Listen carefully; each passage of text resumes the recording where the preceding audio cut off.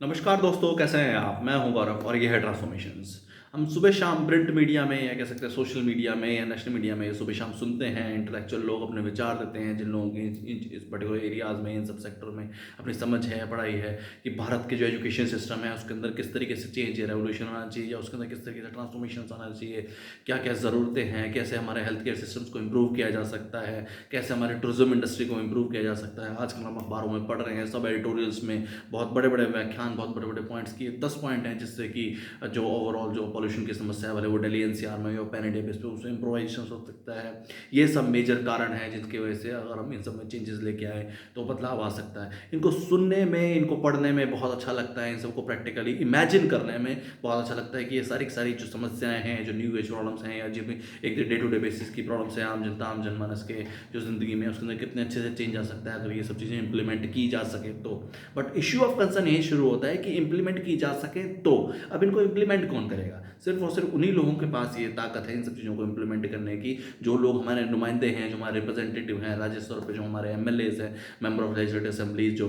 राज्य स्तर की विधानसभाओं में जाके बैठते हैं और आम आम जनता, आम जनमानस के लिए नियम कानून बनाते हैं, उनकी बेहतरी के लिए नई नई स्कीम्स लेके आते हैं। उसके अलावा केंद्र स्तर पे जो हमारे सांसद हैं और मतलब वो किसी भी पॉलिटिकल पार्टी से बिलोंग करते हों या किसी भी राज्य से आते हों,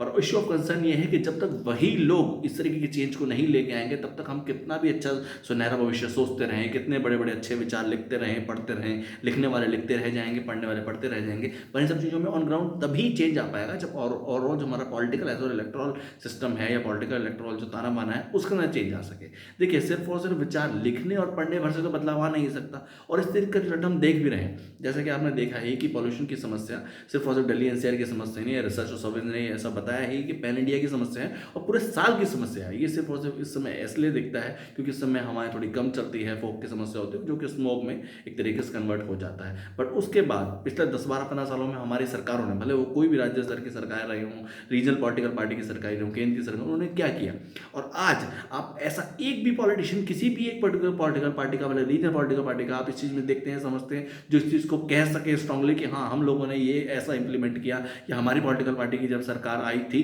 तो हमने इस तरीके से काम किया था, या अगर हमें ऐसा ऑप्शन मिलेगा, तो हम इसको इस तरीके से बेहतर करने की कोशिश करेंगे। बिल्कुल चुप्पी इन सब चीज़ों को लेके कि हाँ, हम बेहतर कर रहे हैं और इसका रिज़ल्ट बहुत अच्छा होगा। ये कोई रिज़ल्ट होता है किसी भी चीज़ के लिए, आपके पास कोई प्रोग्राम पॉलिसीज़ हो, आप बता सकें कि हम इस तरीके से इम्प्लीमेंट कर रहे हैं और इसके यही सब रीज़न्स हैं। इसलिए मेरा शुरुआत से ही कहना है कि जब तक हम अपने पॉलिटिकल एज़ और इलेक्टोरल सिस्टम में चेंज नहीं लेके आएँगे, जब तक समाज के पढ़े लिखे वर्ग को, युवाओं को अपॉर्च्युनिटी नहीं मिलेगी सिस्टम में, तब तक इसे कोई बदलाव नहीं हो पाएगा। जय हिंद।